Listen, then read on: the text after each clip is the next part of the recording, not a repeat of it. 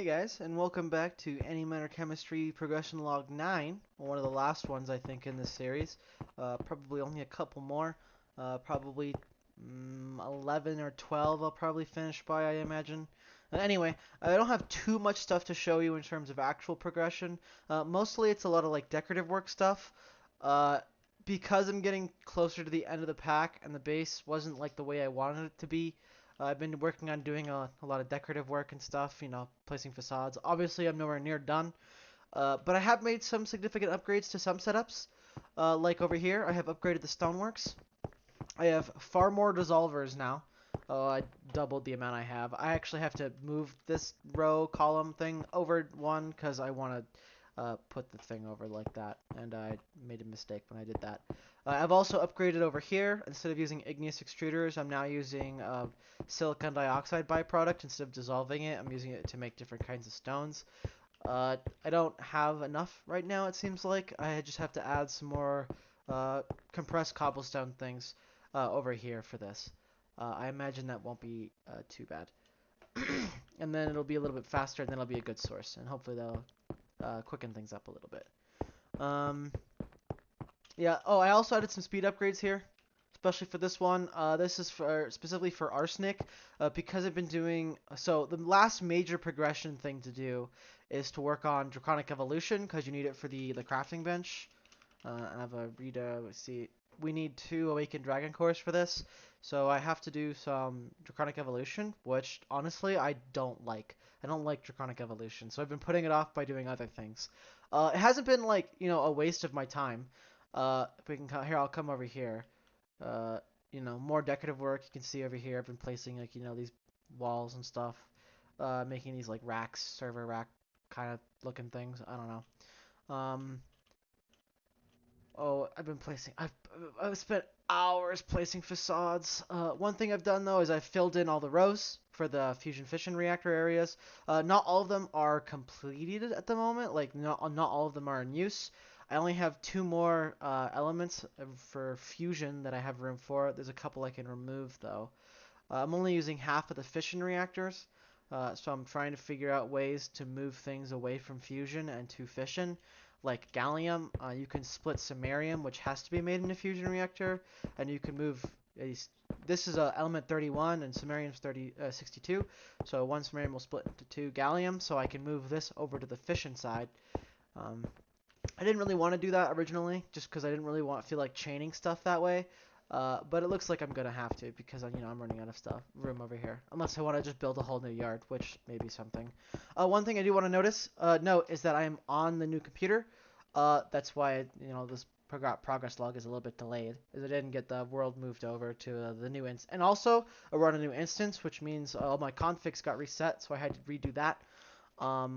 One thing is, so the nuclear craft electrolyzer has been drastically increased in both processing time and processing power, because I had swapped that out. One other thing I hadn't realized I changed was I changed the fission fusion alchem plants. By default on this version of the pack, in more modern versions, it's half a second, but in this version it is 2 seconds. And to hit because the smart way of doing singularities, or the easy way, is to make the creative disk. And this is, from what I've been told, sort of like creative vending, but for applied energistics. Whatever you put into it, you just have an unlimited amount of, and this costs 44 singularities, which is about 250,000 of each element. And 250,000 of each element with 2 plants at the base speed of 2 seconds would have been 200 hours of waiting. The more modern version is at half a second, would have been, 50, 30-ish hours of waiting, something like that. I cut on this version, I changed it to 5 ticks, so it's only about 8 or 9 hours of waiting for 2 plants. And maybe some people might think that is cheating, but for me, all I'm doing is just saving myself AFK time. I don't mind AFKing for some amount of time as long as there's, I can do something, or if it's not too long. But I don't want to like sit here for, 50 hours legitimately just leaving the world running to get, a number to go up.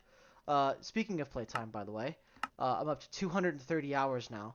I've been putting in some significant time over the last couple of days. That will change.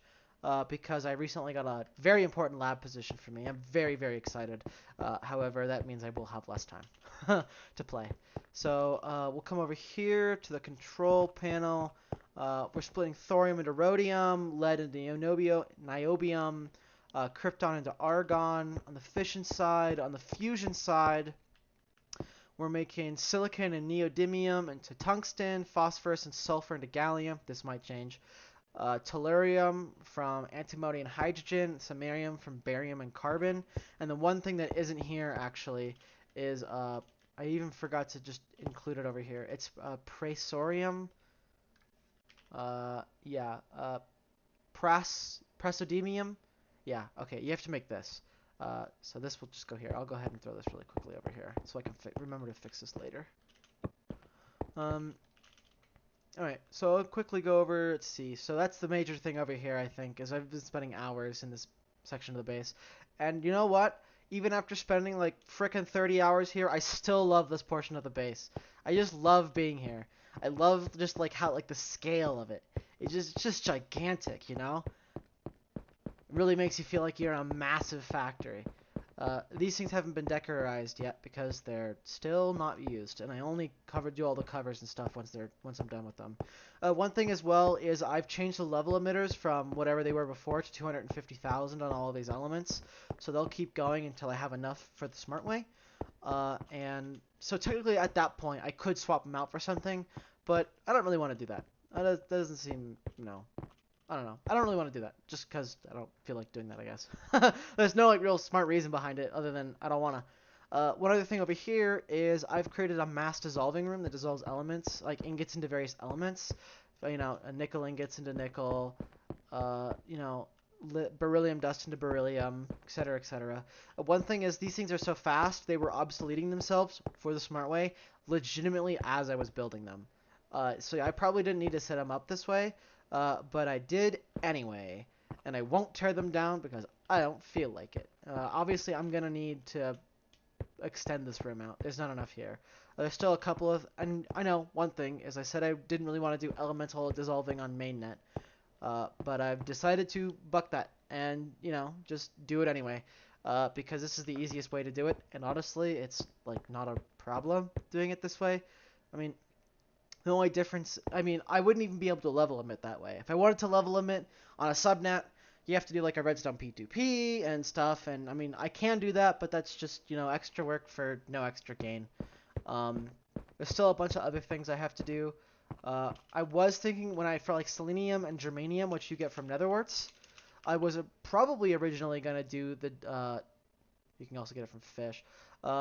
I was going to originally do that on, like, the crop farm subnet, and now that I'm thinking about it, I can just kind of do it over here and level limit from here. I don't know. We'll have to see. That's stuff to do. Another thing is I have built the big thorium reactor I was talking about. It eats a pellet every 15 seconds. 15 seconds. But it produces 128,000 RF a tick. I moved it to 4 batteries instead of just 1 for 2,048,000,048 redstone. So it's 2048 kilo RF, something like that, or 2048 mega RF. It's a lot. It's a lot.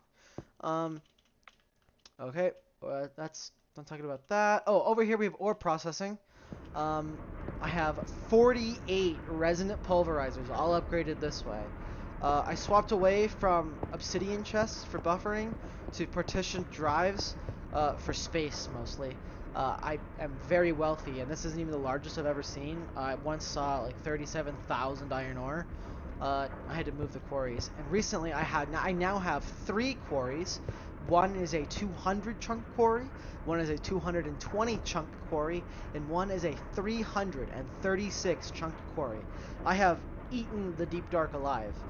It's afraid of me. Oh, there we go. And you can see it's, moving real fast.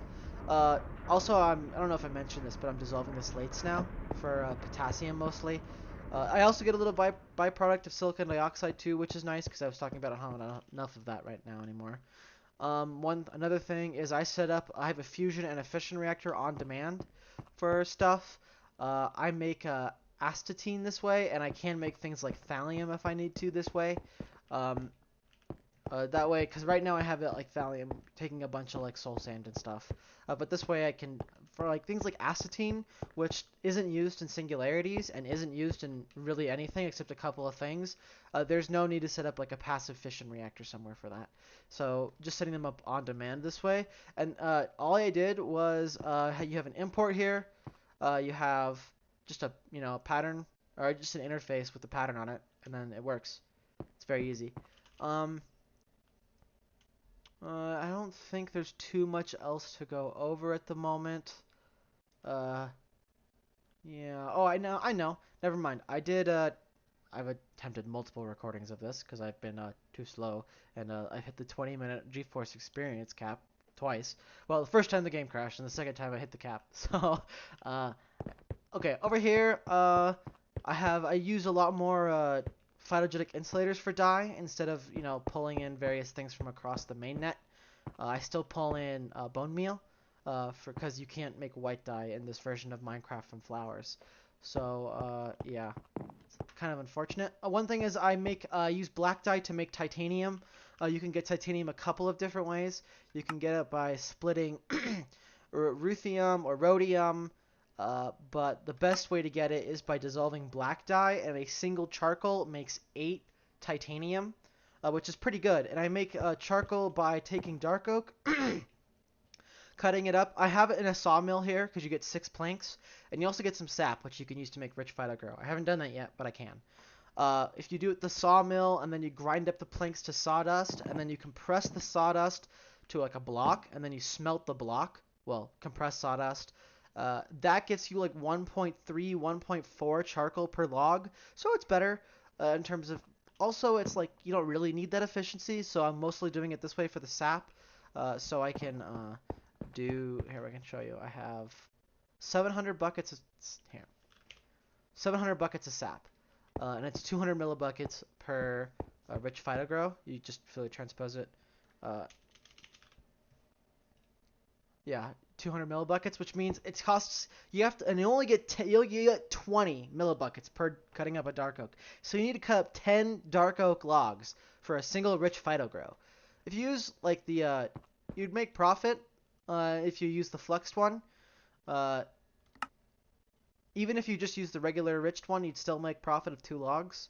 But you know, I'm not sure if it's really necessary. I put 3 here because I figured I need more. I don't. Red dye and pink dye here aren't being dissolved. They can be if I need be. But I have arsenic from rock crushers and mercury from eyes of or ender pearls, and I have so much mercury. 1.7 million, so I don't need to dissolve this stuff. But I do have it. I upgraded, I added more, not upgraded, but I added more dissolvers here for things like Cobalt Illuminate. It's, also things like Han Purple I have 3 of, and that's still, capped out. Some dyes I have a lot of. I don't know why, I think they're slower because they have different types of elements, and the way the chemical dissolvers work is they, like the more unique elements there are in an element or a molecule, like the slower, significantly slower. So I don't know why that is, but it is. But so this works pretty fast, and honestly, since the upgrade, it's been ridiculously quick. So I don't think I need to do any more upgrades over here. I still haven't started working on opening any of the like crates I get. Like I still haven't opened up rare crates, and the loot crate, the dimensional ones, I don't really need anymore.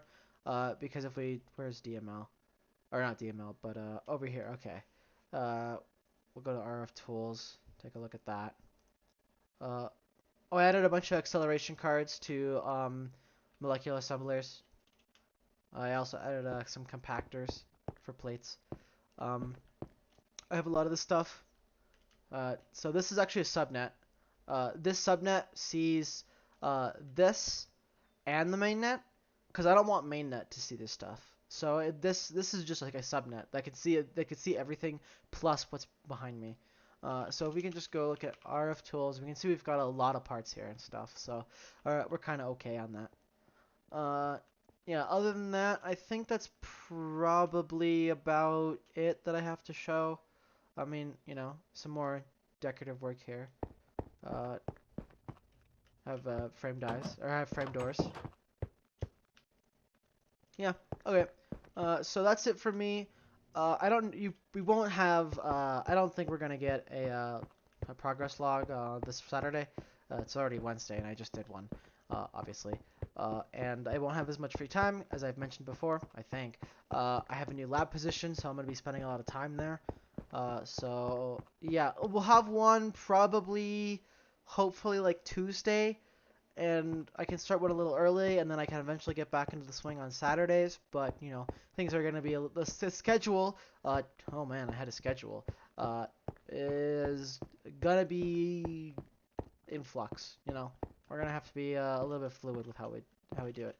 And I don't know if I've mentioned it, but what I want to play next, because we are that portion in the pack where we do have to think about what I'll play next. I'm thinking ATM 9 because it has Greg Tech, and I want a chance to mess around a little bit with Greg Tech without having to suffer through the Greg Tech early game. So I'll try and run that, but modern ATM packs run like hot garbage, and even those computers kind of cracked. Who knows, right? So we'll give that a go, and if that doesn't work, I'll figure something else out. But we will return to Antimatter Chemistry after whatever I play next. I'll play the modern version of Antimatter Chemistry, 1.4.8. It's different significantly, so that'll be fun. All right, that's all I've got for today. I hopefully will see you guys within a week. All right, thanks for watching.